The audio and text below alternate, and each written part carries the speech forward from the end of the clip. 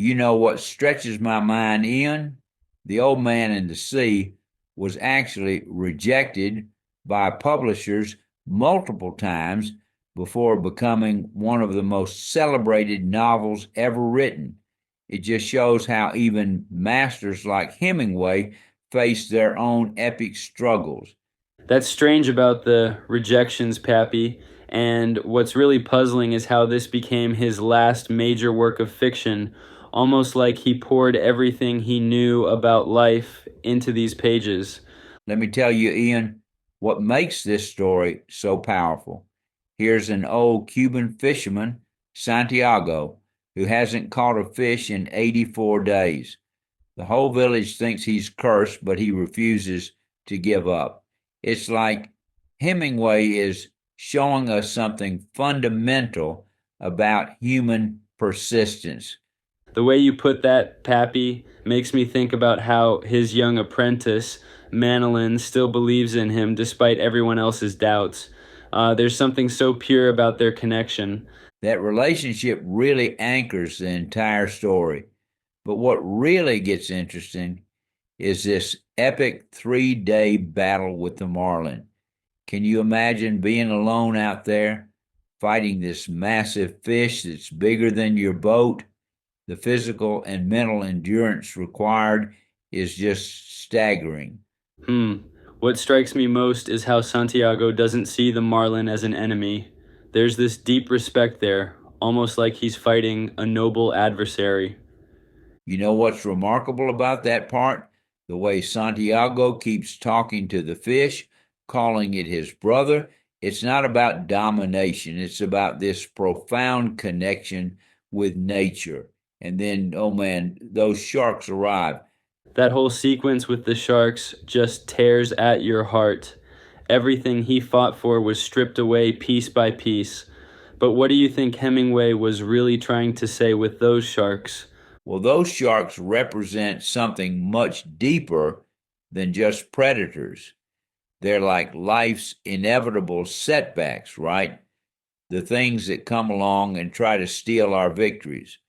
But what amazes me is Santiago's response, even when he's left with nothing but a skeleton, his spirit isn't broken. The way you describe that really highlights how this isn't really about fishing at all. It's about the human spirit. Exactly, and let me tell you why Hemingway's writing style makes this work so brilliant. He's famous for what they call the iceberg theory, where there's so much meaning beneath the surface of his simple prose. Like those dreams Santiago has about the lions on the beach, they represent youth, strength, everything he's lost, but still carries inside him. And that's such an interesting point about the symbolism. And look at how he uses Santiago's hands throughout the story, scarred, bleeding, but never giving up. Speaking of symbolism, let's discuss how the marlin itself embodies everything noble about life and struggle. The way Santiago respects it, sees its dignity, it's like Hemingway is showing us how to face our most significant challenges with grace. That's precisely why this story continues to resonate today. We might not all be fishermen, but we all face our own marlins, our own sharks, our own impossible challenges. You know what's fascinating about that? The story resonates on multiple levels. On the surface, it's this gripping tale of man versus nature. But dig deeper, and you find these universal truths about human dignity, about maintaining your integrity even when everything is falling apart. The way Hemingway weaves together the physical and spiritual aspects of the struggle is just masterful. Even in his darkest moments, Santiago can still appreciate the beauty around him. Let me tell you what I find most profound about that aspect. It's not just about appreciating beauty, it's about maintaining your humanity even in your darkest moments.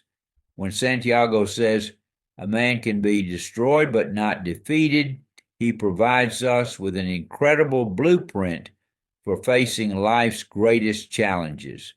That really captures why this story has endured for so long, Pappy. It's not just about an old man and a fish, it's about all of us, facing our own battles with dignity.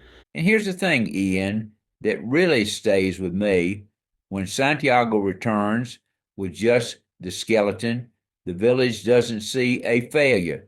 They see someone who dared to go far, who fought an epic battle, and who never gave up.